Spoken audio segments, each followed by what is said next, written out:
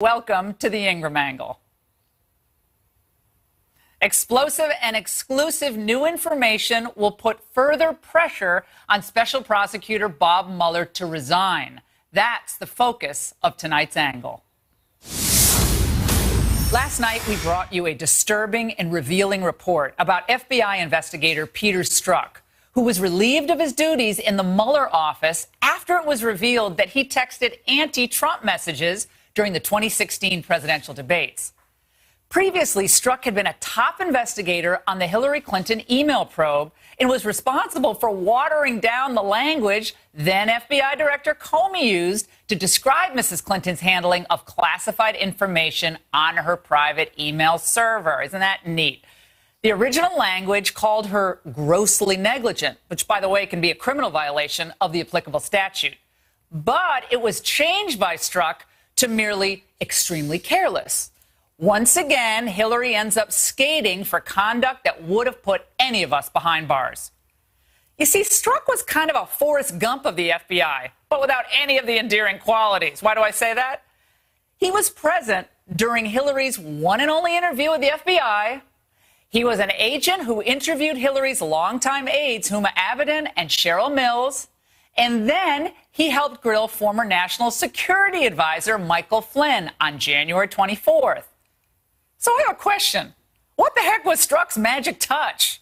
Why, of all of the hundreds of lawyers in the FBI, was he always so lucky to get these plum assignments? Well, I think we all know why. And as a weird aside to this whole fiasco, if you go to Strzok's Wikipedia page, it reads that the website is considering his whole page for deletion. That's a bit odd, don't you think? As far as the media go, well, they spent the day either ignoring or downplaying Strzok's conflict of interest. Mr. Strzok, this FBI agent in charge, it doesn't change anything. The one that has been removed from the investigation. It doesn't change anything. The notion that FBI agents or people who work on behalf of the government aren't supposed to have any political feelings or any political biases, that's a little bit of an overstatement, right? They aren't. There is politicization here, but also this is the president continuing to go after American law enforcement. Okay, I have a question. Will the media be able to downplay all of Mueller's other tainted investigators? The conflicts in the Mueller shop don't stop with Strzok. According to documents obtained by Judicial Watch, former head of DOJ's Criminal Fraud Division, Andrew Weissman, emailed Acting Attorney General Sally Yates praising her for refusing to enforce Trump's travel ban in court. On January 30th, shortly after Trump fired her, Weissman wrote, "I'm so proud and in awe. Thank you so much. All of my deepest respects, Andrew Weissman." Oh, isn't that sweet? So naturally, when the time came to choose his deputy, Special Counsel Mueller chose Weissman, who was also his former partner at the law firm Wilmer Cutler. Think about it. Weissman, chosen to be the #2 guy on an investigation that could lead to the impeachment of the President of the United States, given those statements, when he was on the record celebrating Yates. Remember, she was an instant hero of the left because she refused to enforce that same president's lawful executive order. My friends, we are talking willful defiance of the chief executive officer of the United States. Trump is their boss. It's simple, folks. Weissman must be removed from the Mueller team because of the apparent and real conflict of interest his presence represents. And finally, our exclusive report on yet another Mueller prosecutor who's compromised, this time because of her alliances to the Obama White House. Meet Jeannie Rhee.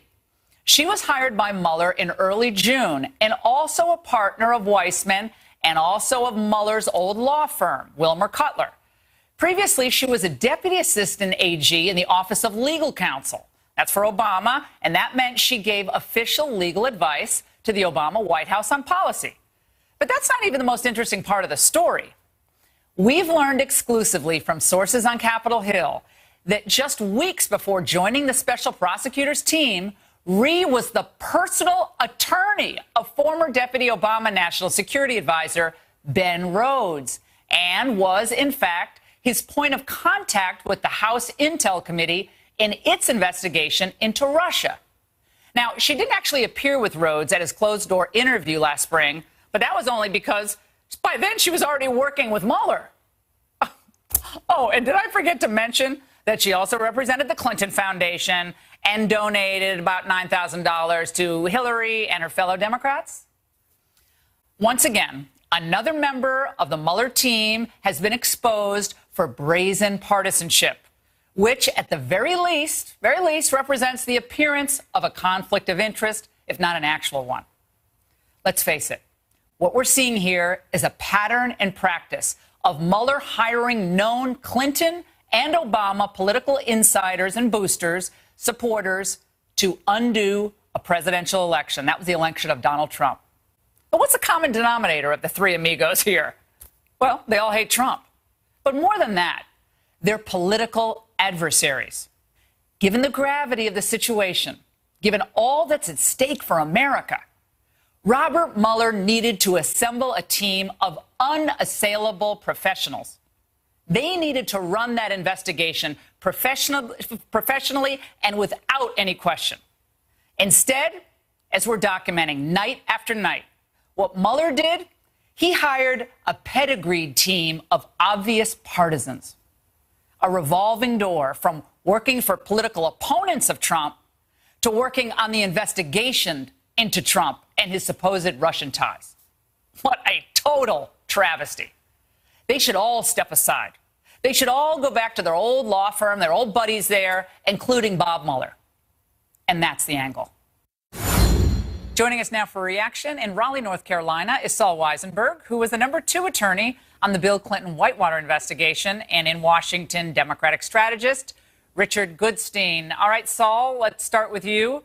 I had fairly harsh words tonight after we learned more about Jeannie Rhee and her association, her past association with Ben Rhodes, the personal attorney for Rhodes, representing him in the contacts with the House Intel Committee. Obviously, Andrew Weissman, Peter Strzok. The list seems to go on and on. Every day we learn more. What's your take? Well, I don't believe Mueller should resign. I don't think there's a case for him resigning yet, but I'm very concerned about the Strzok situation. He never should have been picked to be the FBI lead agent on that investigation because, number one, as you pointed out, there's a conflict of interest since he was the lead agent working on the Hillary email investigation. And don't forget this, he's a witness now too, Laura. There is an IG's investigation of the Hillary email server investigation, and there are congressional investigations. Yeah, but Saul, I got to jump in here. Yeah. Mueller is supposed to be, and we're going to play this montage in a moment for Richard as well. He's this guy of unassailable character. Oh, he's the best of the best to do this investigation. We have 3 rank partisans working on this investigation: Rhee, Weissman, and Strzok. It's not that they're just Democrats. That's fine. But they were actively working for political opponents of President Trump. And apparently there's no issue with Mueller to actually reveal this to the public. We have to find it out through our reporting on Capitol Hill. How do you know that Strzok was working for his opponents? I've got a real problem with Strzok being on the case because of conflicts of interest. I have a real problem. I just heard the stuff today about Ms. Rhee, and I'm blown away by that. And I think that's very disturbing. Well, Strzok was sending an email, except because Strzok was sending texts to his, I guess, mistress back during the debates, who also worked on the investigation, we understand. But that was really dumb. Right, but Saul, really dumb. But you know, and I know. Yeah. Good. Sorry. Go ahead. Now, I'm saying. Let me just say. Yeah. Here's the problem. This is not a run-of-the-mill investigation. Richard, I want you to get on this. It's not the run-of-the-mill allegation. Don't be exasperated, Richard. You get plenty of time. I've known you forever. I never shortchange you. This has to be an unassailable team. This could not be a team of political adversaries of the president. That doesn't sit well with people, and it casts doubt on the integrity of this investigation, the appearance of a political conflict of interest. Richard, your response. Yeah. This is not James Carville running this investigation. Bob Mueller was picked by Reagan, Bush 1 and Bush 2 for very important federal law enforcement positions, right? Andrew Weissman took on the Genovese, Gambino, and Camino families and the Enron prosecution. This is the kind of guy we want. And incidentally, if you and people watching here think that Donald Trump did nothing wrong, this is exactly the kind of team headed by Mueller that you should want to stay there. And as for this Jeannie Rhee, incidentally, I worked at Wilmer Cutler some time ago. I happen not to know them. I left before they were there. Look, if we're going to somehow impute to every lawyer what their client may or may not have did, look, again, Ben Rhodes could be interviewed by the House.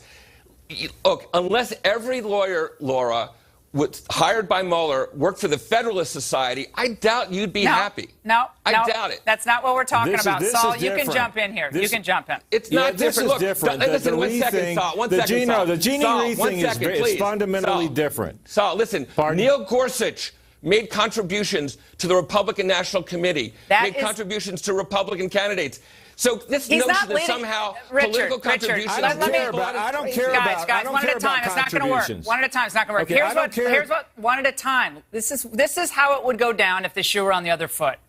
If we had a fact pattern involving a Democrat being investigated, like Hillary Clinton on the email server, with a Republican with these types of text messages and representations, the left would be raising holy hell about it. Laura. And I would say maybe for good reason, because Laura, you cannot have a big special prosecution, as we're seeing right now, with a gaggle of partisans who are adversaries working, whether for the Clinton Foundation, working for Ben Rhodes, working for all these different people. Laura. So go ahead. He was removed immediately as soon as those texts came out. What about Rhee? They're both working for the investigation. You haven't made a case for Weissman. You haven't made a case for Weissman being unqualified or having a conflict of interest because of one text he wrote. But, you want me to lay it out for you? But the Rhee thing is significant. The Rhee thing is extremely significant, and Mueller should have known better, and he should have known better not to have this guy head of the investigation. But I got a message for all the Democrats. Listen to me. Don't filibuster. For all the Democrats, I've got news for you, like your other guests. Hold on. Listen to me. No. I got a message for all the Democrats. I'm not a potted plant. I have a message for all the Democrats. Go ahead. Oh, sorry. By 2-1, the American public thinks Donald Trump is dishonest, is reckless, and not stable. So if there happens to be somebody who works for Mueller who shares the view that Donald Trump's not a peachy guy, guess what? He's like 2/3 of the public.